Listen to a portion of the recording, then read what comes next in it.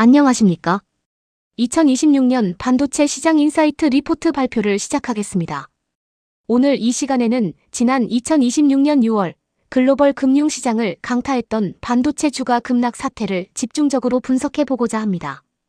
당시 시장이 왜 그렇게 요동쳤는지, 그 원인은 무엇이었는지, 그리고 우리가 향후 어떤 회복과 전망을 기대할 수 있는지 핵심 내용을 요약하여 전달해 드리겠습니다. 이번 발표의 목차입니다. 반도체 주가 급락의 개요부터 글로벌 및 국내 시장의 반응, 경제 지표 분석, 그리고 외국인 투자자와 레버리지 ETF의 동향까지 폭넓게 다룰 예정입니다.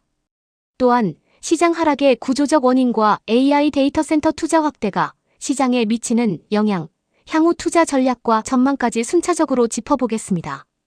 먼저 2026년 6월 반도체 주가 급락의 배경을 살펴보겠습니다. 당시 나스닥을 포함한 해외 기술주들은 약 3.6% 하락했고 반도체 섹터 지수는 무려 8%나 떨어졌습니다. 특히 미크론과 샌디스크는 13%대의 급락을 보였습니다. 이는 AI 산업에 대한 과도한 기대감이 조정 국면에 들어섰고 고금리 기조가 유지되면서 기술주에 가해진 하방 압력이 커졌기 때문입니다. 글로벌 경기 불확실성까지 겹치면서 시장은 단기적으로 크게 흔들렸습니다. 해외 금융시장의 흐름도 복합적이었습니다. 미국 10년물 국채 금리가 하락하며 안전자산 선호 심리가 강해졌고 달러 인덱스는 101.38 수준까지 내려가며 6개월 내 최저치를 기록했습니다. 연준의 금리 인상 가능성 언급은 투자자들에게 지속적인 경계감을 주었지만 마이크로소프트나 아마존 같은 우량 대형 기술주들은 이러한 불확실성 속에서도 견고한 흐름을 유지하며 시장의 중심을 잡았습니다. 국내 시장의 충격은 적지 않았습니다. 외국인의 대규모 매도세가 쏟아지며 삼성전자와 SK하이닉스 등 주요 반도체 종목이 장중 큰 변동성을 보였는데요. 하지만 KOSPI는 3%대 하락을 딛고 반등하며 8,471포인트로 장을 마쳤고 KOSDAQ 역시 반등에 성공했습니다.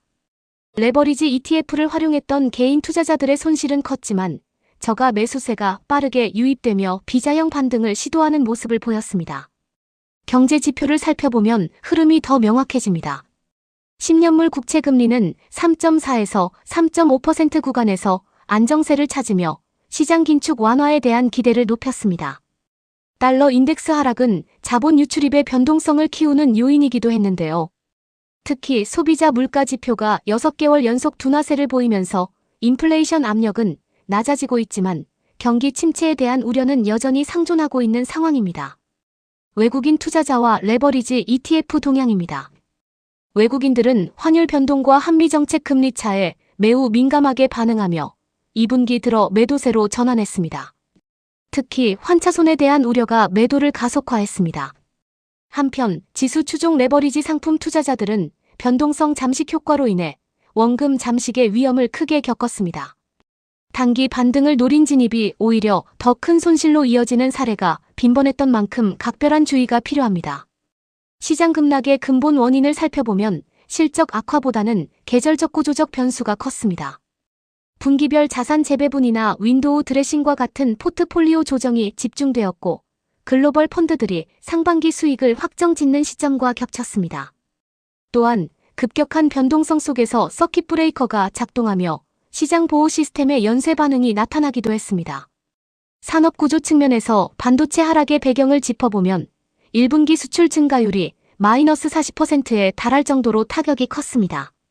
특히 메모리 반도체 중심의 수출 구조는 단가 변동에 취약할 수밖에 없었고 견고할 것이라 믿었던 비메모리 분야마저 글로벌 IT 수요 감소로 타격을 받았습니다. 여기에 미중 갈등과 유럽의 수출 통제 같은 지정학적 리스크가 겹치며 공급망 불확실성을 더했습니다. 그럼에도 불구하고 회복의 조짐은 늘 존재합니다. 과거 9번의 서킷 브레이커 사례를 분석해보면 대부분 다음 거래일에 즉각적인 반등이 있었습니다. 시장은 과매도 구간에서 늘 비자 또는 유자형 회복을 반복해왔죠. 모건 스탠리나 뱅크 오브 아메리카 같은 글로벌 투자은행들도 지금을 전략적인 저가 매수 기회로 보고 있습니다. 무엇보다 AI와 데이터 센터에 대한 투자가 업황 반전의 핵심 열쇠입니다. 2030년까지 AI 하드웨어 시장은 매년 30% 이상 성장하여 1조 3천억 달러 규모의 일을 전망입니다. 빅테크들의 AI 설비 투자 역시 28% 넘게 증가하고 있죠. 이러한 투자는 HBM 수요를 견인하고 전력 인프라 수요를 자극하며 범용 반도체 재고 소진을 도와 이익 개선의 기폭제가 될 것입니다. 전문가들의 의견을 종합해보면 전략은 분명합니다. 모건 스탠리는 반도체주의 강력한 펀더멘털을 강조하며 장기적인 관점에서의 투자를 권고하고 있습니다. 뱅크 오브 아메리카는 단순 제조를 넘어 AI 로봇, 전기차와 연결된 핵심 밸류체인 기업을 선별적으로 매수하라는 전략을 제시합니다.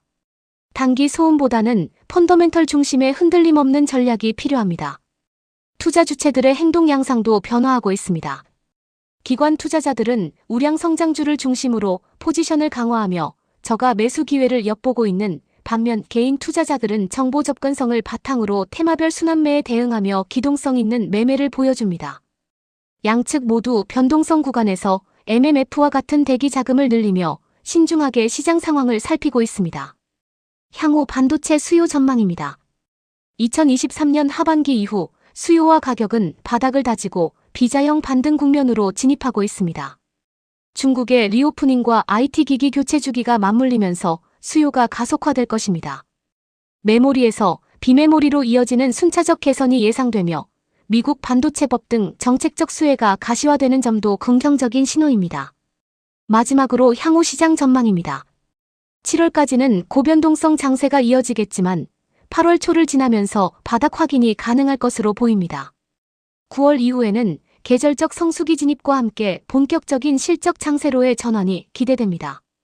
앞으로 환율과 미국 금리 추이, 그리고 기업들의 실적 가이드라인을 면밀히 관찰하며 전략적인 대응을 해 나가시길 바랍니다. 감사합니다.